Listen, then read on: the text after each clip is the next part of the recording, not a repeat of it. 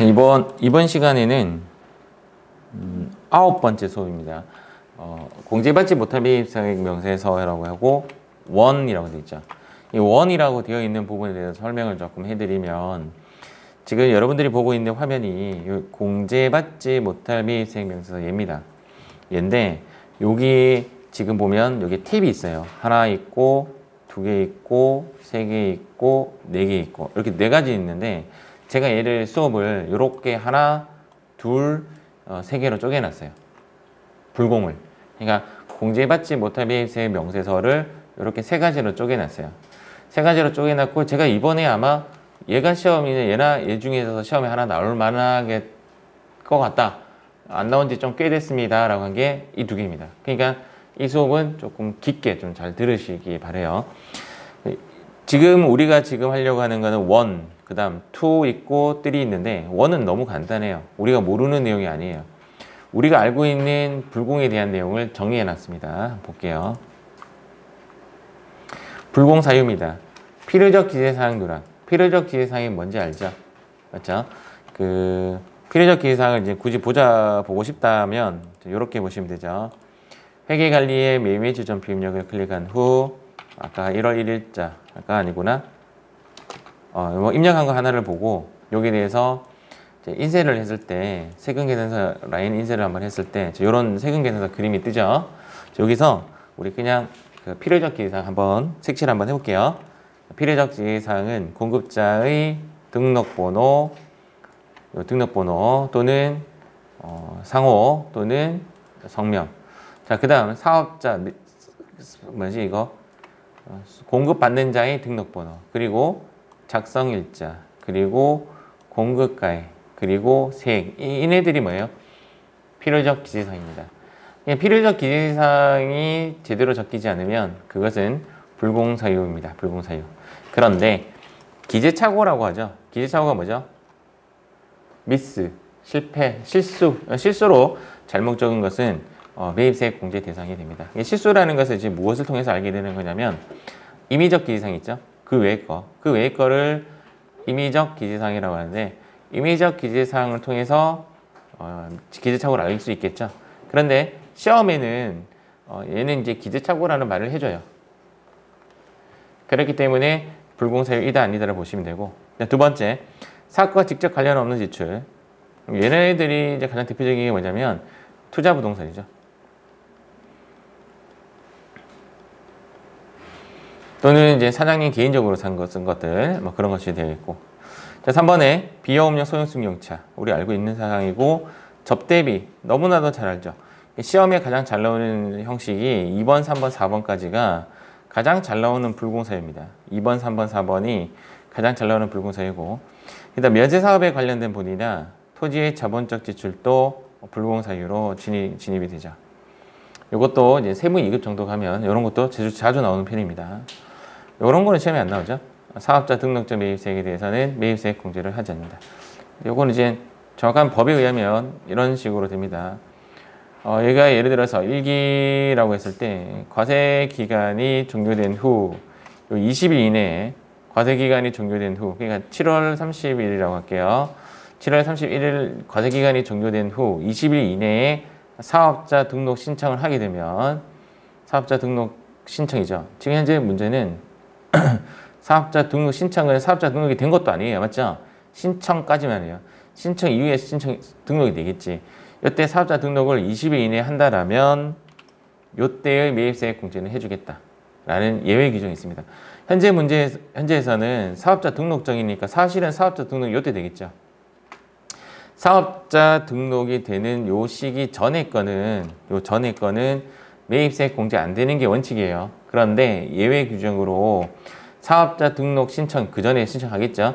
신청일이 과세기간이 종료일 후 20일 이내라면, 사업자 등록 신청이 과세기간 종료일 후 20일 이내라면 매입세액 공제를 해주겠다. 그 과세기간에.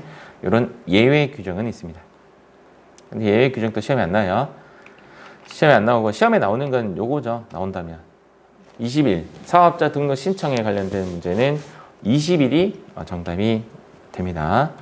이제 앞서서 여러분들 다 알고 있는 사항이고, 자, 그 다음 이제 공제받지 못한 매입사의 명세서를 클릭하게 되면 바로 여기도 보여드릴게요. 이렇게 클릭을 하게 되면 화면이 이제 요 화면이 뜨게 되는 거예요. 요 화면이 뜨게 되는데 여기에 지금 금방 봤던 사항이 있는 거죠. 맞죠? 그래서 너무 문제가 쉬워요. 요 문제는 지금 제가 여기를 원이라고 하고 얘를 이제 지금 현재 우리가 수업받고 있는 게 원이고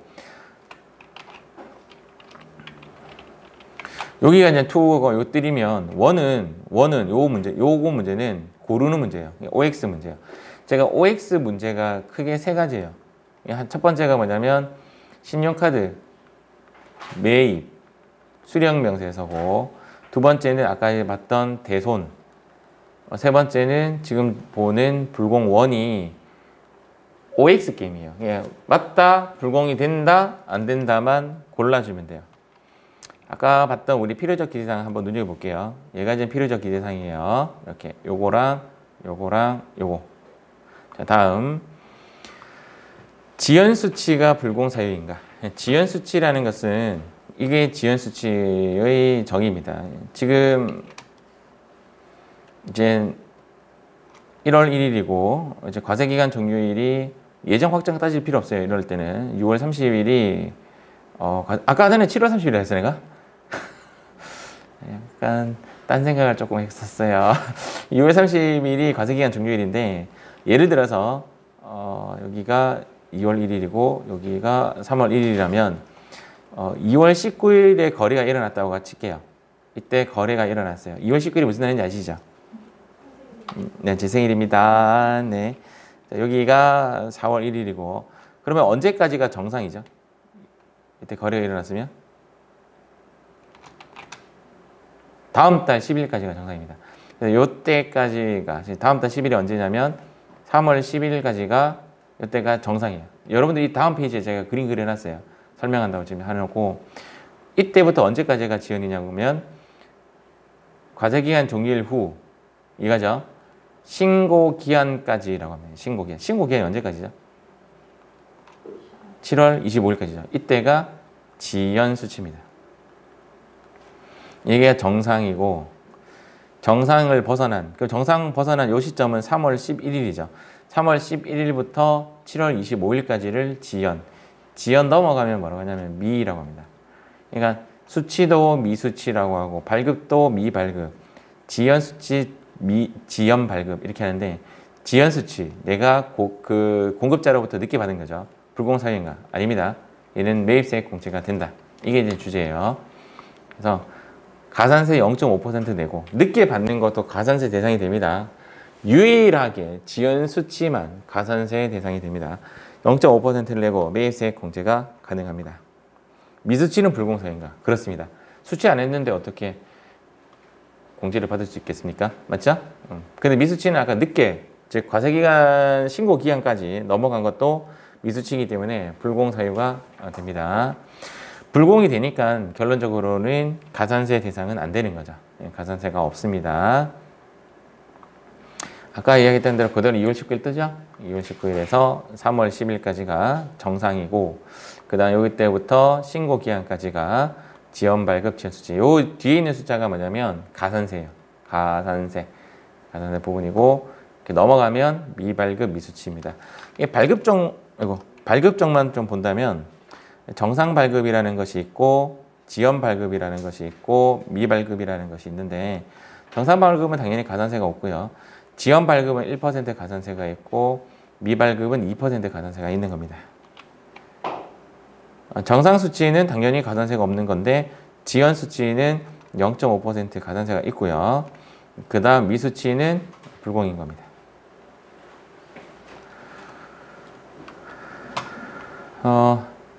요 가산세는 외워주면 좀 좋습니다. 마음이 좀 편안해요. 좀 자주 나오는 부분이기 때문에 외우는 쪽으로 가보세요. 요거 정도는 외워주면 좋습니다. 관련된 문제 518페이지 하나 있습니다. 한번 볼게요.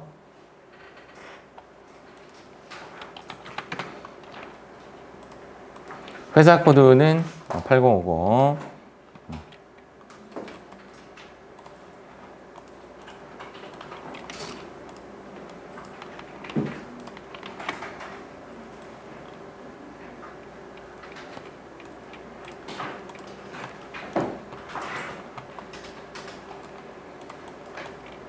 자, 문제를 한번 볼게요.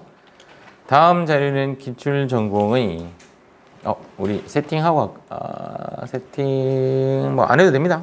이런 거는 뭐 세팅 안 해도 어느 회사에서 하나 똑같네요.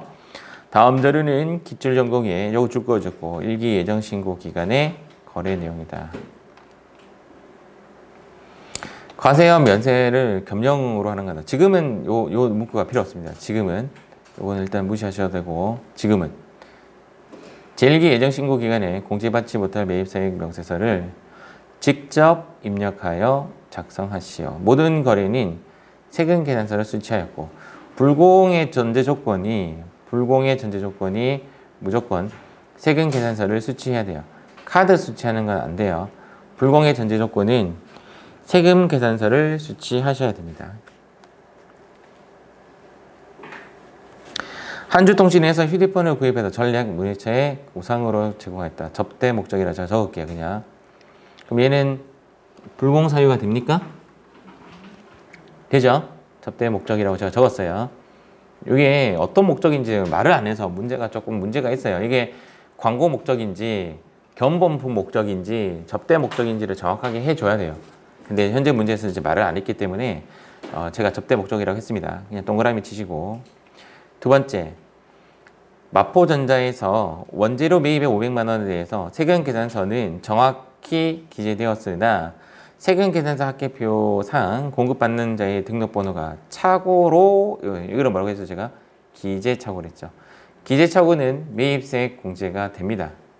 매입세액 공제가 됩니다.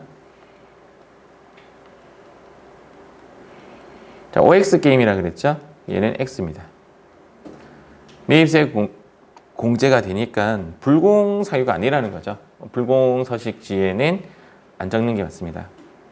자, 세 번째, 이 집 냉난방에서 면세사업으로 사용할 목적이죠. 면세사업에 사용할 목적도 불공사유가 되죠. 동그라미. 제1정비의 대표자의 업무용 승용차. 자, 업무용 승용차는 1000cc 초과분에 대해서는 매입세액 불공사유가 됩니다. 1000cc 초과라서 얘도 불공사유가 되는 거죠.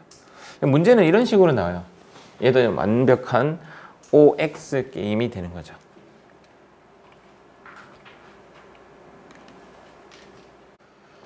자, 입력은 이제 어떻게 하냐면 이제 이렇게 화면을 띄우시고 기간은 1월부터 3월로 하고 접대 목적 여기죠.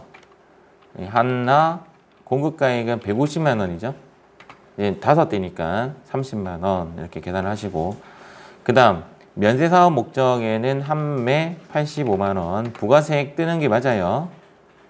그 다음 비용 없는 소형승용차 한 매 20만 원 저렇게 하면 끝납니다.